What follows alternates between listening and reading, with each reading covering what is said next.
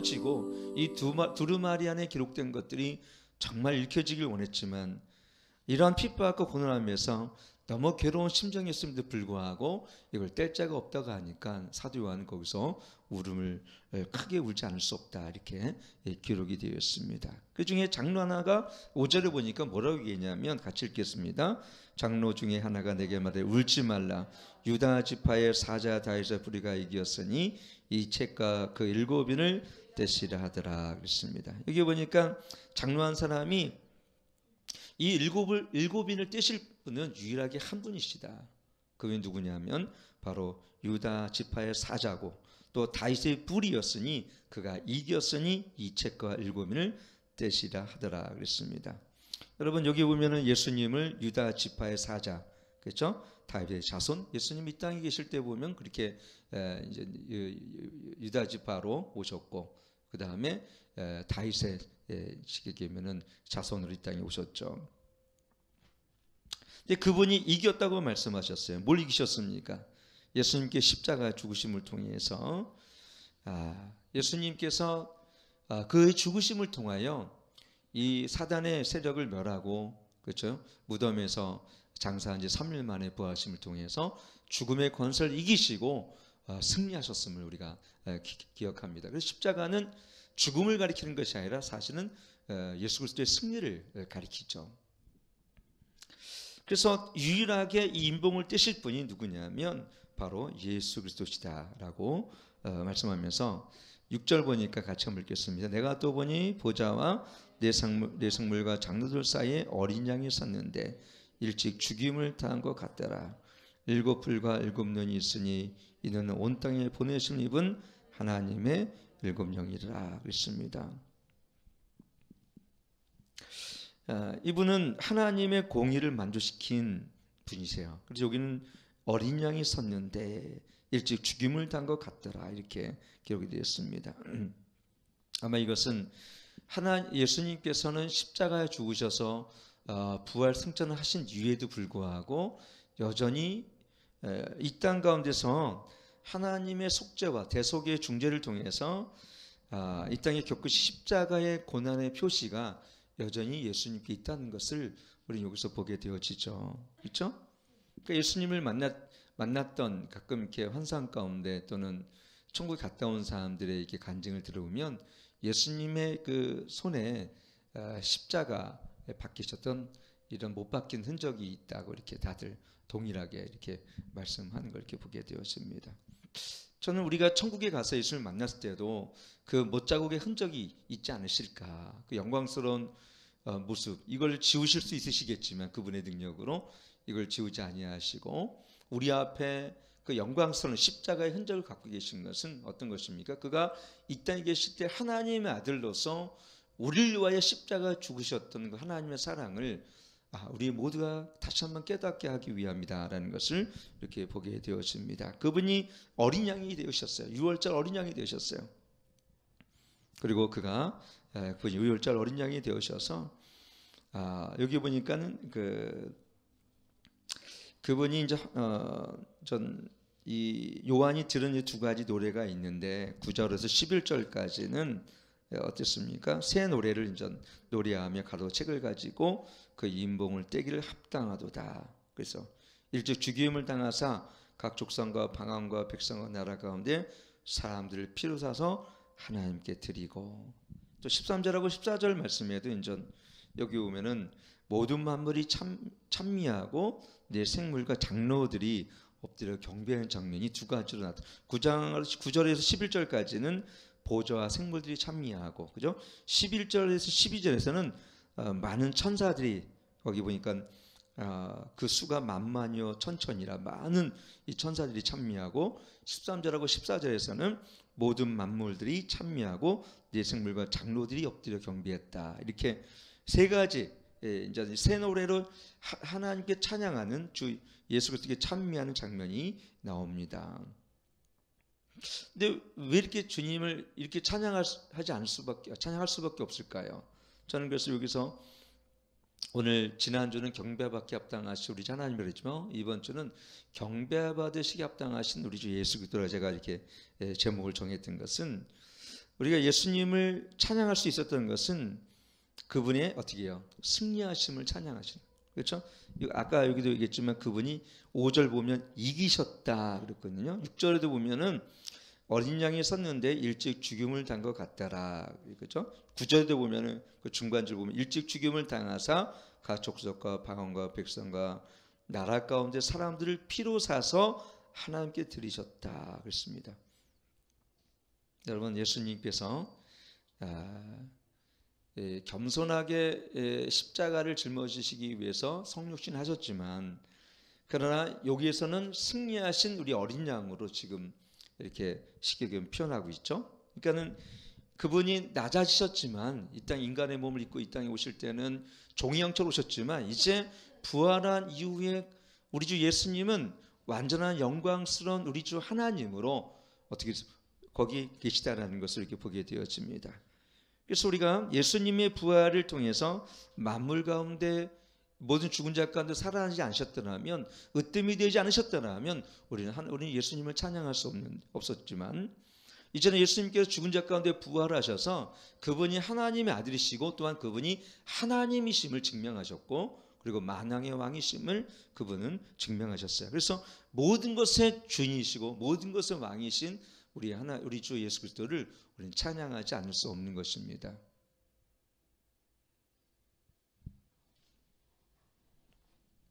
그래서 에베소 1장 3절 보면 찬송하리로다 하나님 곧 우리 주 예수 그리스도 아버지께 그리스도 안에서 하늘에 속한 모든 신령한 복으로 우리에게 복 주시되 그랬습니다. 여러분, 이렇게 탁월하신 분이, 이렇게 예수님 탁월하신 분이 아니시라면 어떻게 우리가 주님을 찬양할 수 있겠습니까? 그렇죠?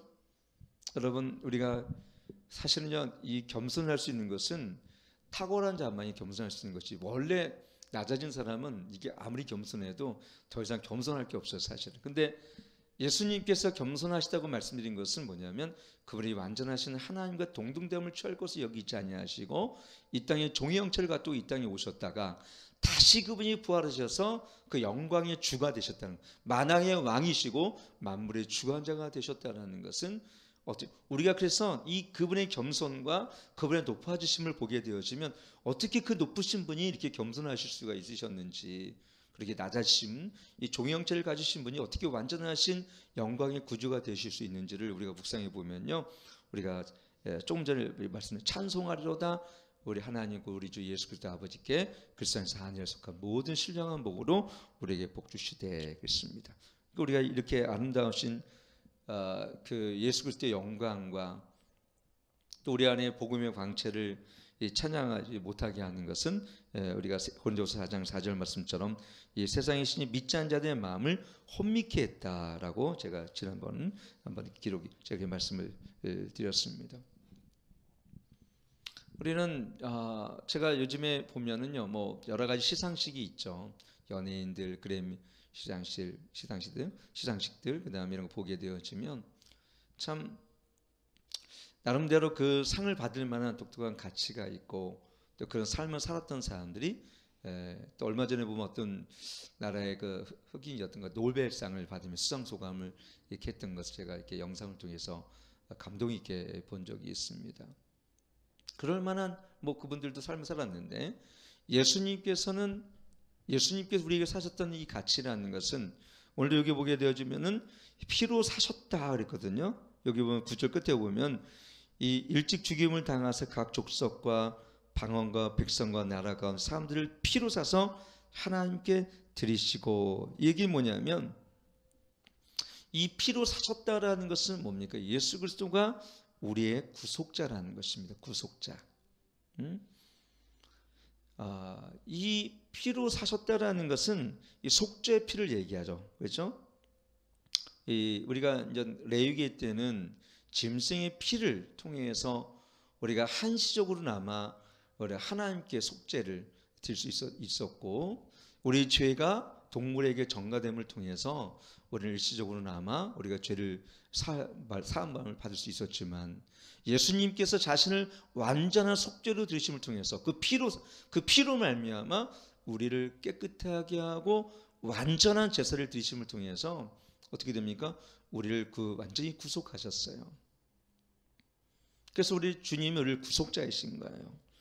여러분, 저는 이 복음을 들을 때마다 몇 가지 중요한 그 단어들이, 우리 교리적인 단어죠. 약간 우리의 그 시기면은 노예 같은 근성, 우리의 이 누더기 같은 의가 예수님께 전가되어지고, 예수님의 그 의가 십자가의 그 공로를 통하여 우리한테 전가되었다는 이 전가의 교리, 저는 이게 너무나 귀하더라고요. 이것은 유대인들은 더 이것을 알 수 있겠죠. 이 번제에 대한 이해를 하는 그 유대 족속들은 아마 이것을 들으면, 예수 그리스도의 십자가가 자신을 번제로 드리시고 속죄로 드려진 대속의 죽음이라는 것을 알게 되어집니다.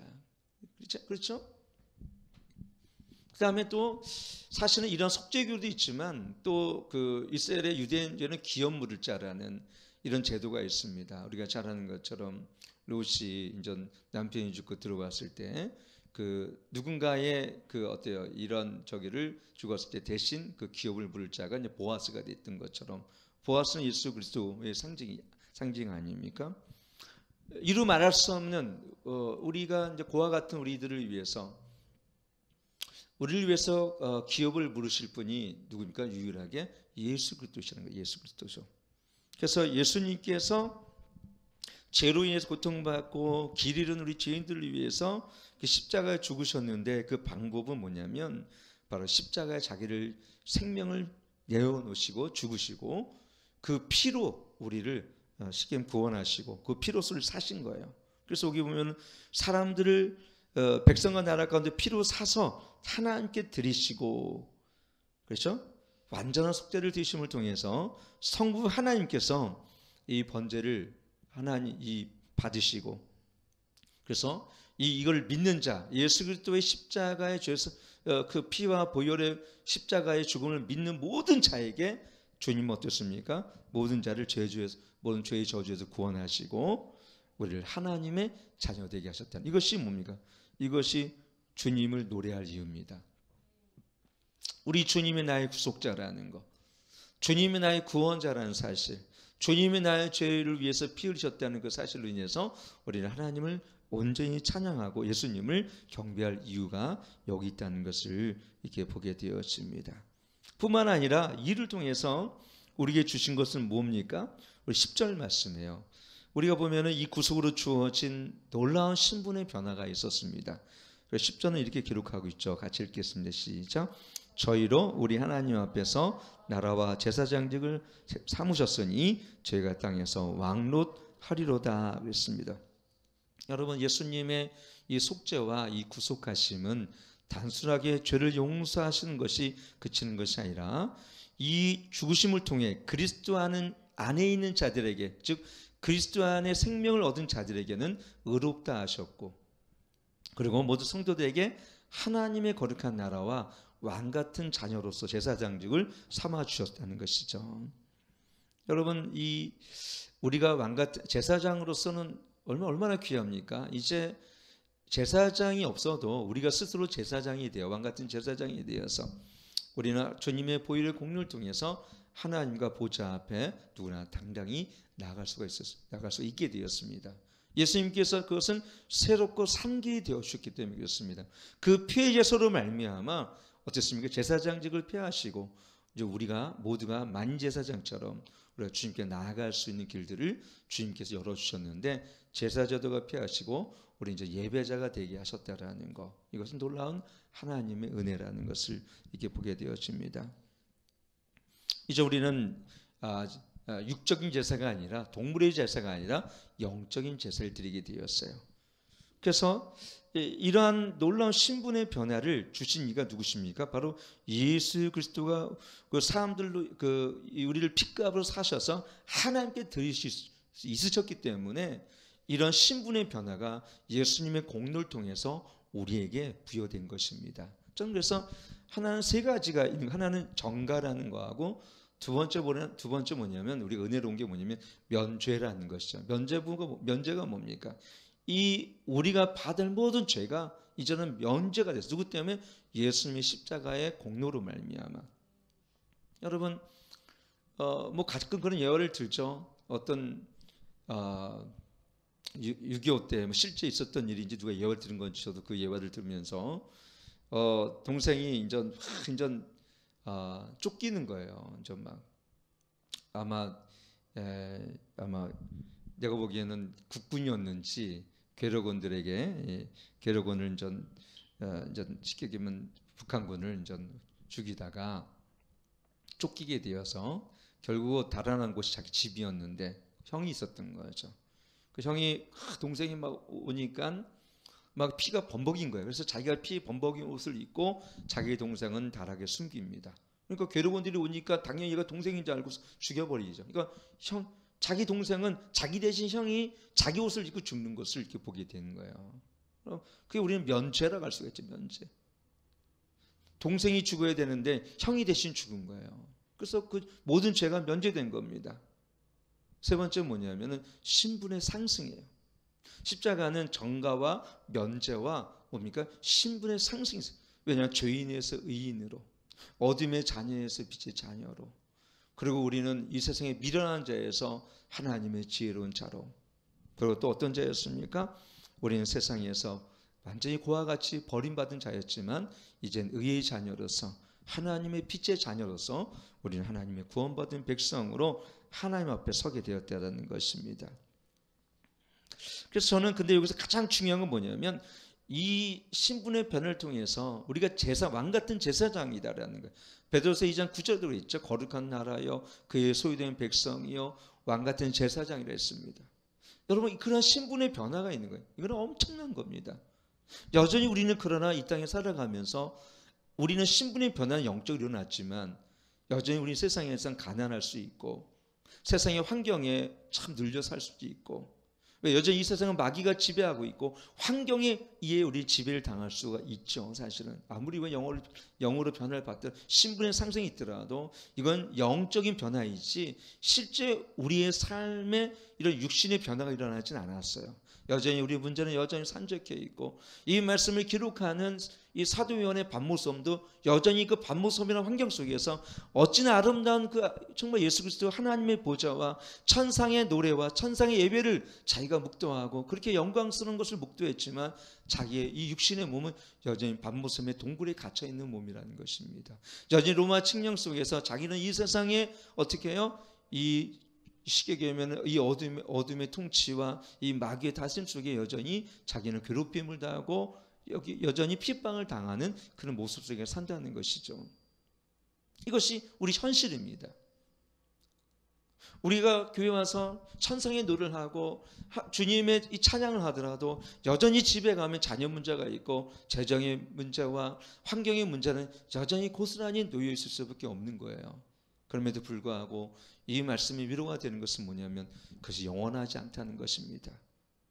현재의 고난은 장차올 영광과 좋게 비교할 수 없다라고 바울이 얘기한 것처럼 우리는 현재를 살아가면서 지금 환경 속에서 있는 이 어려움과 고난과 핍박을 보는 것이 아니라 보좌 앉아 계신, 그래서 우리가 에베소 2장 보면 하늘에 앉힌 바 되는 우리 사람들은 어떻게 해요? 하나님에 속한 백성으로서 천상의 삶을, 내세의 천국을 맛보며 우리가 천국의 영광을 바라보며 살아가는 존재가 되었다는 것. 중요한 건 그거예요.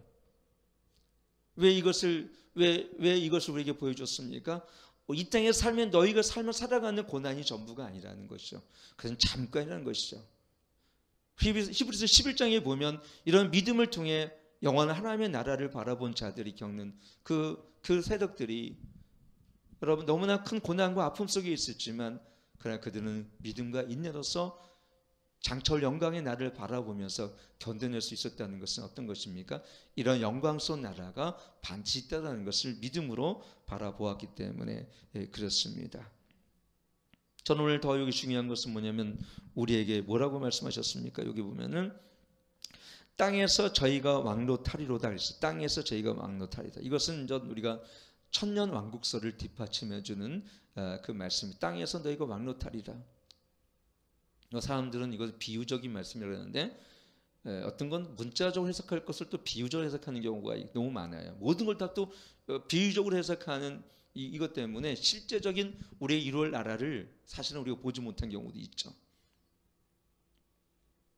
어쨌든 이것은 바로 천년설, 천년왕국, 하나님 이 땅에 청년 왕국이 임한 그때 지금 먼저 부활받은 자들과 함께 그리고 이때 이 죽임을 당한 자들이 이 부활로 말미암아 어떻습니까? 이 땅에 청년 동안 어떻게 하나님의 통치와 이걸 함께 왕노할 것이라는 이것이 얼마나 우리를 위로하게 만듭니까? 지금은 우리가 핍박을 당하고 지금은 우리가 죽임을 당하고 지금은 괴롭힘을 당하고 지금 환난을 당하지만 언젠가는 이것이 완전히 반대가 되어서 이 땅에 천년 왕국이 있을 때 이러한 일이 있을 거라고 지금 사도 요한은 이 일을 통해서 우리 가운데 분명히 드러나고 그래서 뭐라고 얘기합니까? 그래서 이제 여기 보면 12절 보면 이렇게 얘기합니다. 같이 한번 읽을게요. 12, 13 시작. 큰 음성으로 가로되 죽임을 당하신 어린 양이 능력과 부와 지혜와 힘과 존귀와 영광과 찬송을 받으시옵당하다 하더라. 내가 또 들으니 하늘 위에와 땅 위에와 땅 아래 바다 위에와 그 가운데 모든 만물이 가로되 보좌 앉으시니 어린 양에게 찬송과 존귀와 영광과 능력을 세세토록 돌릴지어다. 아멘. 여기 보면 두 가지 알 수 있는 건 뭐냐면 천천만만 아무래도 등이 셀 수 없는 무리들이죠. 엄청난 무리들이 우리 주 하나님을 경배할 뿐만 아니라 거기 우리 주 예수 그리스도를 동등하게 경배한다는 것은 예수 그리스도가 누구십니까? 우리 주 하나님이시라는 것을 여기는 알게 되어지는 것이죠. 어린 양이신 그분이 우리 주 하나님이신 우리 구속자가 우리 주 하나님이신과 같은 위격을 가진 분이라는 것을 여기는 우리는 깨닫게 되었습니다. 그래서 여기 보면은 뭐라고 되어 있냐면요. 여기 보면은 참 이걸 일곱겹 송영이라 그러는데 여기 보면은 표현할 수 없는 최고의 경배가 바로 이거예요. 바로 오늘 조금 전에 읽었던 거죠. 이거 보면은 여기 보면 능력과 부와 지혜와 힘과 존귀와 영광과 찬송을 받으시기에 합니다. 이것은 인간이 언어로서 그 누군가를 경배할 수 있는 가장 뛰어난 언어 이것 외에는 없는 이걸 어딜 보니까 일곱겹 송영이라고 그러더라고요. 언어가 필요할 수 있는 최고의 경배라고 그러더라고요. 우리가 찬양도 나와 있죠. 우리 뭐 이 찬양도 우리 고영원 우리 어떤 우리 아마 선교사님께서 이 찬양을 죽임 당하신 어린 양 그 찬양을 전 지었죠. 저는 이 찬양을 할 때 우레아 같은 찬양이라고 이렇게 우레아 같은 찬양 이것은 우리 안 하나님에 대한 절대적인 믿음과 깊은 신뢰와 하나님에 대한 절대적인 사랑이 없으면 나올 수 없는 찬양이죠. 그리고 생각해 보십시오. 우리가 이런 일곱겹 송영과 같은 위대한 하나님의 찬미를 들으려면 여러분이 저때 좀 그렇게 해주세요 해도 되겠습니까? 안 되죠. 저를 아는데 저는 연약한 인간인데 근데 우리가 보좌 앞에서 계신 그 어린 양이시지만 이제 완전 하나님이신 그분 앞에 또 보좌 위에 앉아 계신 우리 주 성부 하나님께 대해서 우리가 경배를 올려드릴 때 그 여러분 지금처럼 의자 몇 개 갖다 놓고 그렇게 된 것이 아니라 거기 스라벨 천사들과 그 다음에 이스라엘 장로들의 보좌와 그 다음에 주변에 천천만만 이런 것은 수십억 아마 수백억이 될지 모르는 그 천사들과 경배받게 합당한 그 구원받은 자들과 여러분 그 백성 휴거받은 백성들이 그 앞에 모여 하나님을 찬양할 때 여러분 어떻겠습니까? 이루 말할 수 없는 영광스러움이 그 있을 것입니다. 저는 이거를 조금이나마 봤어요. 어디서 봤냐면 2000년도에 제가 그 인터콥스와 함께 어디 갔냐면 카자흐스탄 알마티를 가가지고 예수행진인가 하여튼 그거였던 것 같은데 거기서 이제 그 알마티 경기장에서 이제 모였어요. 근데 무슬림들가 많다 보니까 테러 위험이 있어가지고 우리 그리스도인들이 모였어요. 그래서 경찰 병력 한 500명 왔어요. 테러를 우리 지켜준답시고 어쨌든 왔어요. 근데요 거기서 찬양을 하는데 그때 송정미부터 해서 우리 부흥 또 팀도 있었지만 그 이제 중앙에서 이제 그 찬양을 하고 하는데요. 그날 비가 온다고 먹구름이 꼈어요. 진짜 먹구름이 까맣게. 근데 우리가 거기서 모두가 찬양을 했어요. 정말. 근데 주기도문이나 찬양을 하기 시작했는데요. 한글로 하기 시작했는데 저는 그렇게 천상의 소리가 그렇게 많은 사람이 운동장에서 그 찬양을 하는데 어쩜 이렇게 아름다워요? 너무 아름답더라고요. 근데 정말 그 찬양을 하는데 정말 지금도 기억하는 것은 비 올 것 같은 먹구름이 중앙에 펑 뚫리면서 정말 빛이 임하는 거예요. 마치 누군가 이걸 기획했던 것처럼. 정말 저는 그걸 보면서 찬양의 힘은 이 장엄하고 정말 이런 찬양의 힘은 엄청나구나. 그러니 우리가 주님 앞에 보좌 앞에 우리 주님을 찬양할 때 여러분 우리가 새 노래로 주님께 찬양할 때 그 찬양은 얼마나 아름답겠습니까? 새 우리와 함께 스라벨 천사들과 함께 그다음에 수천만만의 천사들과 이스라엘 장로들과 구원받은 백성들이 함께 하나가 되어 노래를 찬양한다면 그것은 너무너무나 정말 아름다운 새 노래가 될 줄 믿습니다. 오늘 결론적으로 우리는 그래요. 오늘은 이 땅에 살아가면서 여전히 우리는 이 땅에 살지만 때로는 영적 침체도 겪고 어려움도 겪고 또 신앙의 여러 가지 요즘처럼 코로나로 박해도 받지만 우리의 올려드릴 주님께 찬양은 결코 어때요? 삭감돼서는 안 될 줄 믿습니다. 왜냐하면 그 하늘의 보좌와 이를 사도 요한이 여기서 보았던 하나님의 보좌에 대한 경배, 이것이 우리 지상에서 이 땅의 교회들로 드려야 할 전 마땅한 찬양과 경배라고 저는 이 시간 말씀을 드리길 원합니다. 우리가 이걸 봤을 때 그건 천상에 가서만 드리는 예배, 그게 아니라 이 땅에서 이렇게 죽임당하신 어린 양과 존귀와 영광과 부와 이 모든 영광과 능력을 우리 주 예수 그리스도와 우리 주 하나님께 드리시길 축원합니다. 그것이 우리 마땅한 이 땅의 삶이야. 그래서 우리 삶이 어디 가든지 경배가 되어지고 우리 삶이 찬양이 되어지며 우리 삶이 예배가 되어질 때에 여러분 이것이 이 본문을 통해 주어진 이 날마다 이것을 묵상함을 통해서 우리가 이 땅에 드려진 찬양과 경배와 또 하나님께 드려질 예배 수준이 우리가 이 세상에 있기 때문에 낮은 것이 아니라 오히려 이 세상에 있기 때문에 더욱 주님을 존귀와 영광을 우리의 온 마음을 다해 온 중심을 내어 찬양하는 저와 여러분 되기를 축원합니다.